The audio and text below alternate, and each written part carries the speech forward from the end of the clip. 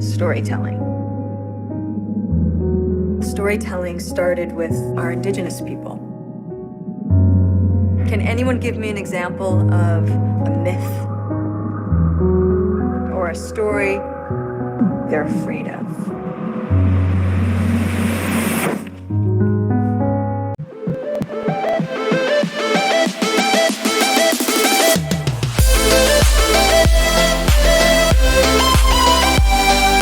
कुदरत से खिलवाड़ किया जाएगा, तब अंधकार से एक शक्ति बदला लेने आएगी। उसका शिकार बनेंगे भटके, टूटे और खोए हुए लोग। बस दुआ करना कि वो तुम्हें बख्श दे।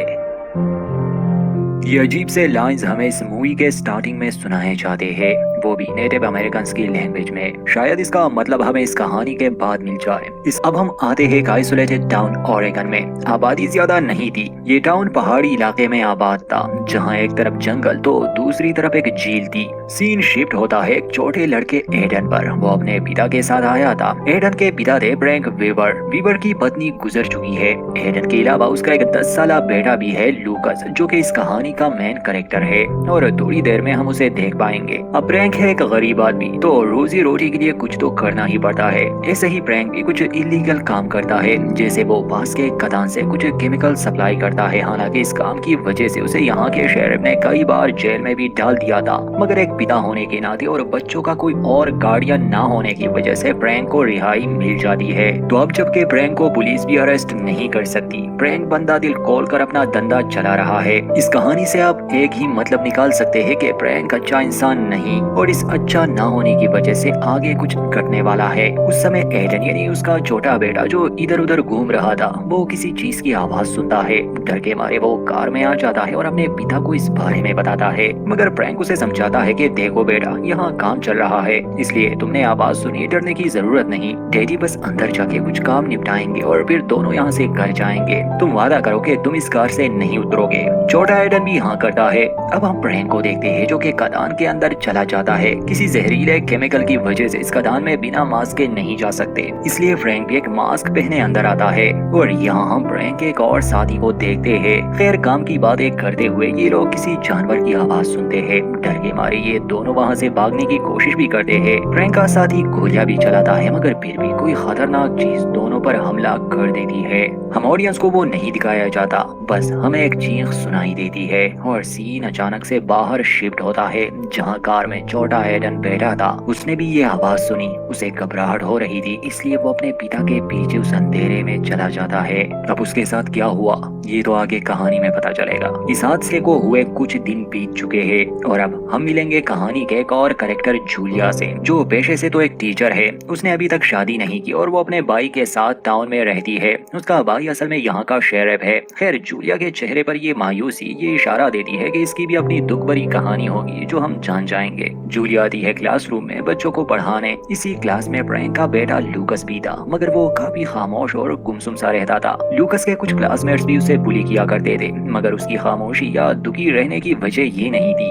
उस दिन भी क्लिंट नामी लड़का लूकस का खिलौना लेके उसके साथ बदतमीजी करता है, मगर लूकस बस गुस्से से देख रहा था। वो उसे कुछ कहता नहीं। वैसे भी उनके मुकाबले लूकस छोटा था, अकेला था। स्कूल के बाद लूकस खामोशी से अपने घर की तरफ रवाना होता है, मगर जब वो घर पहुंच जाता है हमें ना तो उसके पिता और ना ही उसका छोटा भाई दिखाए जाते हैं, बल्कि हमें दिखाया जाता है एक बंद कमरा।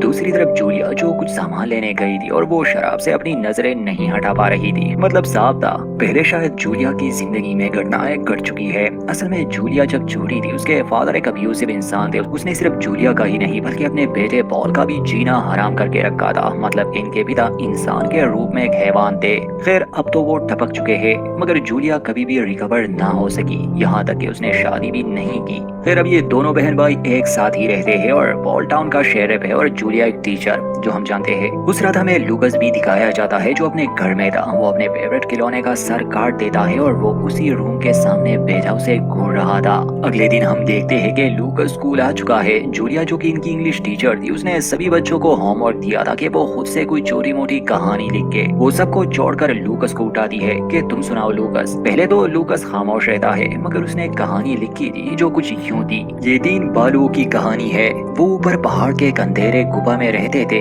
पास ही एक गाँव भी था। एक बालू जो सबसे बड़ा था, दूसरा छोटा और तीसरा सबसे छोटा। जो सबसे बड़ा बालू था वो 2 छोटे बालुओं का ख्याल रखता था। मगर एक दिन वो बीमार होने लगा। वो अपनी जिम्मेदारियां पूरी नहीं कर पाया और अंदर से वो पूरी तरह बदलने लगा। एक दिन छोटा बालू देखता है कि दोनों बालू अब बदल चुके हैं। वो गुस्सा थे और डरावने बन गए थे क्योंकि उनके पास खाना नहीं था।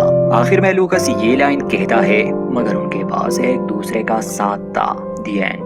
ये कहानी सुनने के बाद जूलिया तो काफी इम्प्रेस हो जाती है मगर असल में लूकस की ये कहानी सच्ची थी। बस बालुओं की जगह कुछ और है। छुट्टी होते ही उस शरारती लड़के को पता चलता है कि लूकस ने अपना बदला लेने के लिए उसके बैग में कचरा डाला है, इसलिए वो लूकस को पीटता है, वो भी सभी बच्चों के सामने। जूलिया को इस बारे में पता चलता है तो वो लूकस को डॉक्टर के पास ले जाती है मगर वो नॉर्मल था, बस उसके पेट पर निशान थे। साफ जाहिर था उसे अब्यूज किया गया होगा। जूलिया ये सब देख लेती है तो उसे लूकस पर काफी दया आती है क्योंकि खुद जूलिया भी इस तरह के हालात से गुजर चुकी थी तो वो समझ सकती थी कि ये कितना दर्दनाक होता है। हॉस्पिटल से जूलिया उसके पिता को कॉल करने की कोशिश भी करती है मगर कोई भी कॉल उठाता नहीं। चेकअप के बाद जब लूकस घर जा रहा था तो जूलिया उसे देख लेती है। खैर वो अपना काम छोड़ के लूकस का पीछा करती है। असल में वो जानना चाहती थी कि इस बच्चे के साथ सब ठीक है या नहीं। जब एक आइसक्रीम शॉप के करीब वो उससे मिलती है तो आइसक्रीम के लिए वो उसे अंदर ले जाती है। वो उससे काफी कुछ पूछती है मगर जूलिया को जो जानना था लूकस वो नहीं बताता क्योंकि वो स्मार्ट बच्चा था। जूलिया उसके पिता के बारे में पूछती है, उसके छोटे भाई के बारे में। लूकस ये तो कह देता है कि वो घर पर है मगर किस हाल में वो ये राज ही रखता है।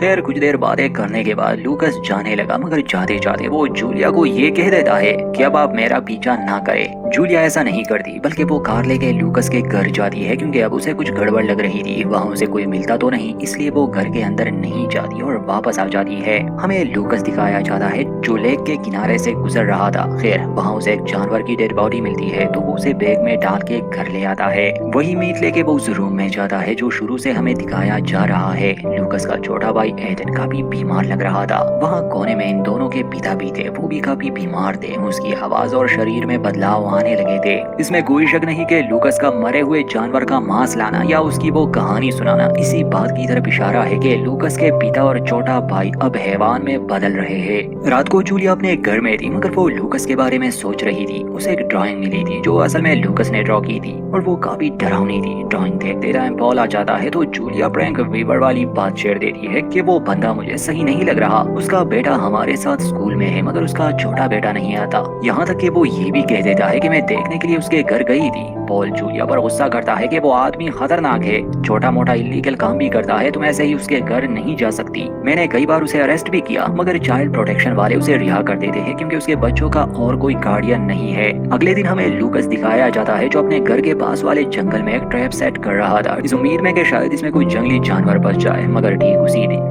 जंगल में शिकार पर टाउन का एक आदमी आया था और वहाँ उसे मिलती है एक लाश, वो भी इतनी बुरी हालत में कि उसे पहचानना तक मुश्किल हो गया था। सीन जूलिया पर शिफ्ट होता है जो लूकस को लेकर अब काफी सीरियस हो गई थी। उस दिन वो ऐसे ही क्लासरूम में जाती है और लूकस का डेस्क चेक करने लगती है। वहाँ पर उसे एक स्केच बुक मिलती है जिसमें सिर्फ डरावने स्केचेस ही थे, ज्यादातर उसमें मॉन्स्टर्स के स्केचेस थे। जूलिया वही बुक लेके प्रिंसिपल के पास आ जाती है, उसे समझाने की कोशिश करती है कि मुझे लूकस के फादर पर शक है, इस बच्चे के साथ कुछ तो बुरा हो रहा है और ये ड्राइंग्स ये साबित करते हैं कि उसे शायद फिजिकल या इमोशनल अब्यूज किया जा रहा है। खैर जूलिया जितनी सीरियस थी इस बात को लेकर प्रिंसिपल नहीं थी, फिर भी वो जूलिया को कहती है कि मैं इस बारे में कुछ करूंगी। उसी दिन शेरिफ को खबर मिलती है कि जंगल में एक लाश मिली है। जूलिया को भी इस बात का पता चलता है। लूकस जो अपने घर में था वो कुछ खाना लेके उस रूम में जाता है। वो अपने छोटे भाई एडन को खाना तो देता है मगर वो उसे हजम नहीं कर पाता क्योंकि असल में अब एडन को इंसानी खाना रास नहीं आता। तब वो खून की उल्टियां करने लग जाता है और लूकस ये सब देखकर और भी ज्यादा डर जाता है। सीन हॉस्पिटल पर शिफ्ट होता है जहाँ वो लाश भी लाई गई थी। शेरिफ भी आए थे और डॉक्टर्स भी ये बता रहे थे कि इसके साथ जो हुआ है ये किसी भालू या भेड़िए का काम नहीं है क्योंकि जानवर इंसान को इस तरह नहीं मारते। शेरिफ पॉल के लिए अब ये नई मुसीबत खड़ी हो गई क्योंकि खुद उसे और उसके पार्टनर को ये पहेली समझ नहीं आ रही थी। टाउन में इस तरह का हादसा होना वाकई इनके लिए अजीब था। इसके बाद हमें स्कूल की प्रिंसिपल दिखाई जाती है क्योंकि जूलिया ने उसे लूकस के बारे में बताया। उसकी जिम्मेदारी थी कि वो सब कुछ ठीक से देख ले, कहीं ऐसा तो नहीं कि लूकस के साथ सच में ज्यादती हो रही है। तो वो सीधा आती है प्रैंक वीवर के घर। हालांकि उसे पहले पुलिस को या चाइल्ड प्रोटेक्शन वालों को बताना चाहिए था। खैर प्रैंक का घर भी बड़ी अजीब सी जगह पर था। एक तरफ जंगल था और पड़ोसी थे ही नहीं। प्रिंसिपल उनके घर में जाती है, वो नॉक करती है, आवाज देती है, उसे खास रिस्पॉन्स नहीं मिलता। घर के अंदर जाने के बाद उसे माहौल अजीब सा लगता है और फिर उसकी नजर पड़ती है उस रूम पर जिसे बंद रखा गया था। वो आवाजें भी सुनती है, इसलिए वो उस रूम को ओपन करने लगी। असल में उसका शक था कि शायद प्रैंक यहाँ बच्चों को बंद करके उन्हें टॉर्चर करता है और शायद अभी भी कोई अंदर था, मगर असल कहानी कुछ और थी। जैसे ही वो अंदर जाती है थोड़ी ही देर में हम भी जान पाते हैं कि असल में इस बंद दरवाजे के पीछे एक हैवान है। वो अचानक से प्रिंसिपल पर हमला करता है, उसका गला काट लेता है और ऐसा करते ही वो प्रैंक जो हैवान बन चुका था उसका शरीर बदलने लगा, मानो जैसे उसके अंदर आग हो। एक अजीब सी हरकत के साथ सीन कट। असल में जो लाश जंगल में मिली थी वो उस आदमी की थी जिसे हमने शुरू में प्रैंक के साथ खदान में देखा था। तो और छानबीन के लिए पॉल और उसकी साथी खदान में आते हैं। उन्हें जहरीले केमिकल्स के बारे में पता तो था, मगर ज्यादा कुछ नहीं। बस एक आदमी को जो असल में नेटिव था उसे एक सींग का टुकड़ा मिलता है। शायद वो जानता था ये सब क्यों हो रहा है या कौन कर रहा है। आगे वो इस कहानी को और भी क्लियर कर देगा। सीन अचानक से लूकस पर शिफ्ट होता है। वो जंगल के रास्ते से गुजर रहा था, मगर शुरुआत वाला वो शरारती लड़का क्लिंट उसका रास्ता रोक लेता है। असल में वो लूकस से बदला लेना चाहता था। हालांकि लूकस ने पहले ही माफी मांगी थी और अब भी वो माफी मांगता है क्योंकि वो कोई पंगा नहीं चाहता था। वैसे भी उसकी लैब की तो लगी पड़ी थी। क्लिंट उसकी एक नहीं सुनता और उसे मारने के लिए आगे बढ़ता है। इससे पहले कि वो लूकस को हर्ट करे, दोनों एक साथ ही पेड़ पर उस हैवान को देख लेते हैं। लूकस तो पहले से ही जानता था कि असल में ये उसके पिता है जो अब बदल चुके हैं, मगर क्लिंट पहली बार ऐसी चीज को देख रहा था। डर के मारे वो वहाँ पर खड़ा रहता है। लूकस भाग जाता है। देखते ही देखते वो चीज क्लिंट पर हमला करती है और उसे कत्ल कर देती है। लूकस अपनी आंखों से ये सब देखकर काफी घबरा जाता है। सीधा पहुंच जाता है अपने घर। पहले उसकी नजर प्रिंसिपल की कार पर पड़ती है। वो समझ जाता है कि अब हालात बद से बदतर हो चुके हैं। उसका शक यकीन में बदल जाता है। जब वो घर के अंदर जाता है वो रूम खुला था। घर सारा खून से लथपथ था। उसके पिता और भाई गायब थे, वो भाग चुके थे। लूकस किसी को इस बारे में नहीं बताना चाहता था, इसलिए वो प्रिंसिपल की कार पर कपड़ा डाल देता है और रात अपने घर में ही गुजारता है। उसी रात जूलिया और उसका भाई छानबीन करने प्रैंक के घर भी आते हैं। वो काफी आवाजें देते हैं, मगर अंदर छुपा लूकस कोई जवाब नहीं देता, इसलिए मजबूरन उन दोनों को वापस आना पड़ता है। आहिस्ता आहिस्ता टाउन वालों को इन घटनाओं के बारे में खबर होने लगी और अब उस बच्चे का गायब होना लोगों को और भी दहशत में डाल देता है। स्कूल में जूलिया लूकस को देखने आती है। अजीब था कि वो स्कूल आया था। शायद वो बाकी सबको यही दिखाना चाहता था कि सब नॉर्मल है, जो कि नहीं है, और कोई उस पर शक ना करे। मगर जूलिया कोई छोटी बच्ची नहीं थी। वो सब समझती थी कि ये लड़का कुछ तो छुपा रहा है, इसलिए वो जाती है लूकस के घर और वहाँ उसे प्रिंसिपल की कार मिलती है, क्योंकि पिछले एक दिन से वो भी गायब थी।